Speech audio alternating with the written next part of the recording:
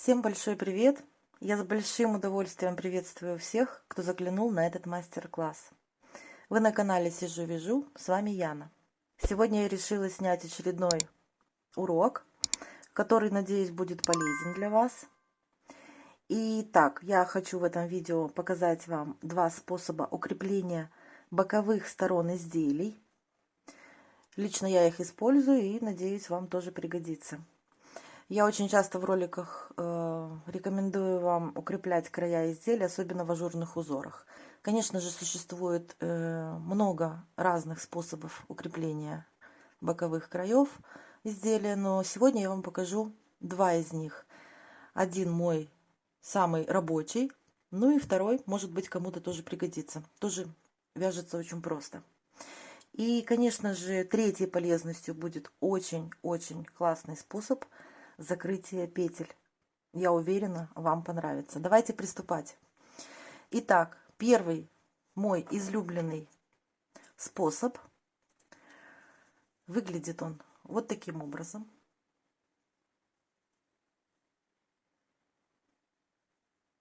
Вот так выглядит край. Это один. Вот второй.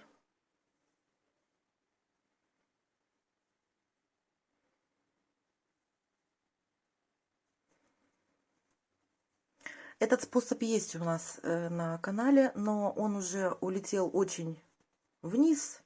И для того, чтобы вы его долго не искали, я его просто продублирую. А следующие два способа, конечно, будут новыми. Итак, для того, чтобы связать такой край, нам в начале ряда необходимо переснять одну петлю, первую петлю кромочную, как изнаночную, вместе с накидом.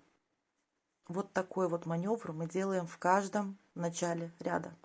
Далее мы провязываем свой узор. Довязали ряд до конца. У нас должно остаться 2 петли. Накид с прошлого ряда и кромочная петля. Вот эти 2 петли мы должны провязать вместе за переднюю стеночку лицевой. Подхватываем за переднюю стеночку и провязываем 2 петли вместе с лицевой.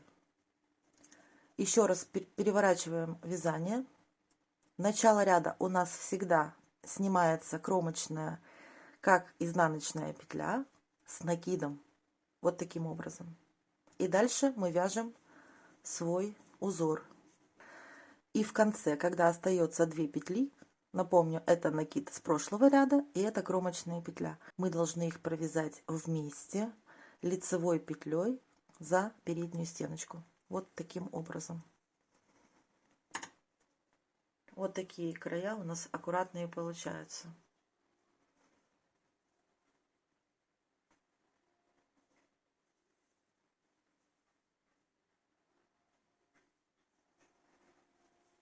Итак, второй способ укрепления боковых сторон. Выглядит он следующим образом. Вот лицевая сторона.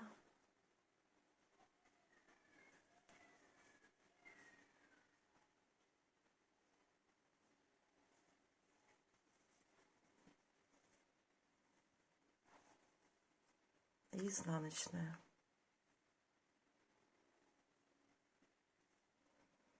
Итак, как связать этот способ? Очень просто. Первое, что нужно отметить, это то, что когда вы набираете петли для своего узора, для своего изделия, в этом варианте нужно будет набрать не 2 кромочные петли, как мы обычно набираем, а 4. То есть на 2 кромочные больше. В начале ряда первую петлю кромочную мы должны переснять как изнаночную. Вот так. А следующую петлю мы должны провязать лицевой петлей за переднюю стеночку. Вот так. Далее мы вяжем свой узор. В конце ряда мы довязываем свой узор.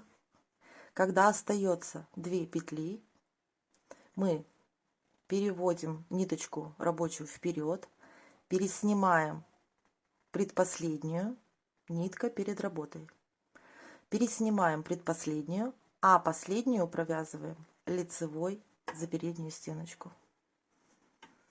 Я перевернула свой образец и хочу показать вам еще один раз. Итак, в каждом начале ряда мы первую петлю кромочную переснимаем как изнаночную, вторую петлю мы провязываем лицевой за переднюю стеночку. Вот так.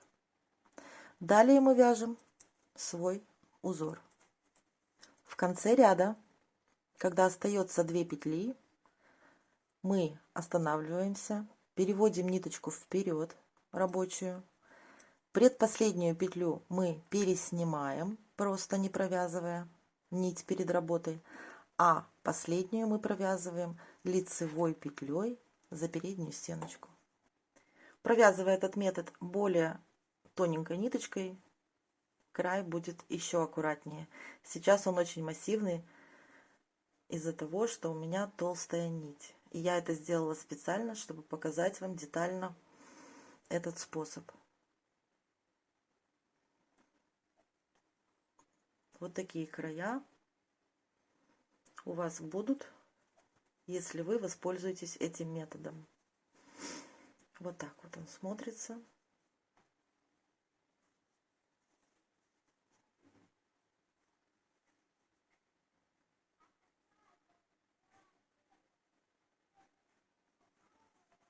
И теперь третья полезность – закрытие петель.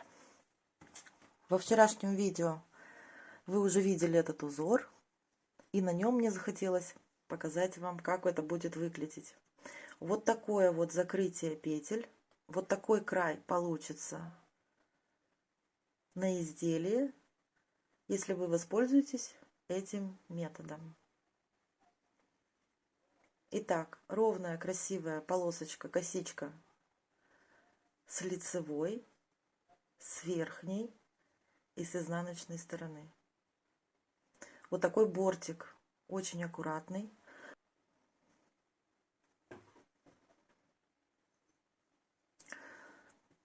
По характеристикам этот способ закрытия петель не особо эластичный, но и не стягивает изделие.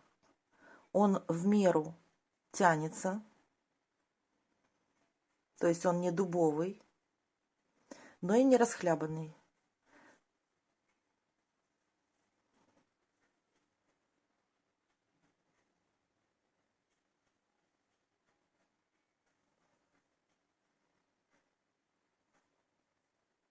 И сейчас я покажу вам, как он вяжется. Используем для этого наш первый образец. Итак, начинаем закрывать петли. Первая петля у нас должна быть лицевой, провязана за переднюю стеночку. Вот так. Провязали. Далее, следующие 2 петли мы должны провязать вместе лицевой за заднюю стеночку. Вот так. Возвращаем эти 2 петли обратно на левую спицу. Провязываем первую петлю опять лицевой за переднюю стеночку. Следующие 2 мы провязываем лицевой, 2 вместе за заднюю стеночку. Обратно возвращаем эти 2 петли. И начинаем снова. Лицевая за переднюю стеночку. Следующие 2 петли, 2 вместе лицевой, но за заднюю стеночку. Мы получаем 2 петли. Возвращаем их обратно. Снова лицевая за переднюю стеночку. 2 вместе лицевой за заднюю стеночку. Возвращаем петли обратно на левую спицу. Продолжаем. Лицевая петля первая за переднюю стеночку. Следующие 2 петли мы провязываем вместе лицевой, но за заднюю стеночку. И опять возвращаем их на левую спицу. Вот так. Давайте еще. Первая лицевая петля провязывается за переднюю стеночку. Следующие 2 петли вместе лицевой за заднюю стеночку. и обратно возвращаем петли.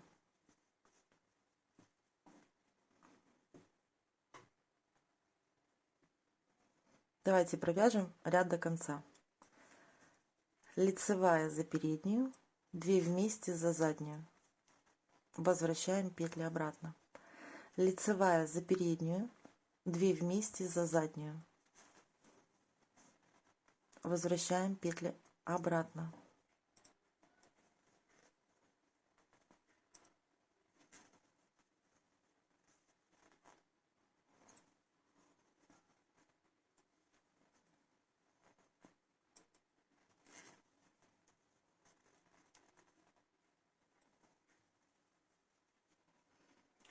Ну вот, я довязала ряд до конца.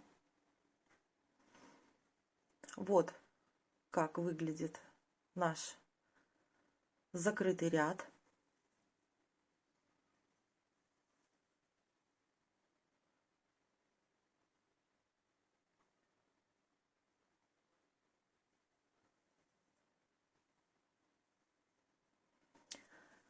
Это очень хороший метод закрытия петель, особенно для манжетиков, для низа изделия, а также для горловины.